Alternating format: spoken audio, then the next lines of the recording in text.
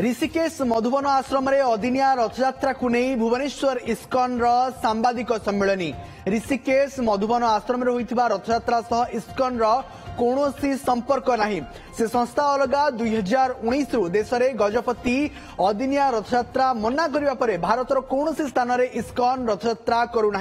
गणमाध्यम ISKCON ना नहीं बारंबार खबर प्रसारण करागला जगन्नाथ संस्कृति सह आमे जड़ित भारत बाहर अदिनिया रथयात्रा उपरे आमर कौन हस्तक्षेप नहीं बोली सूचना दि जाइछि। ऋषिकेश एवं इस्कन थिबा मधुबन आश्रम सहित दुई जन भितर कौन भी संपर्क नहीं किंतु मिथ्यारे प्रचारित है कि इस्कन हस्तक्षेप रही इस्कन करुच्ची मधुबन आश्रम रथयात्रा जहाँकि संपूर्ण मिथ्या तथ्य। इस्कन गजपति महाराज को सम्मान दे आज पर्यंत गजपति महाराज जेबेठू इस्कन को अधीन रथयात्रा करने को मना कर भारत वर्ष आज पर्यंत केबे भी इस्कन रथयात्रा करेनी।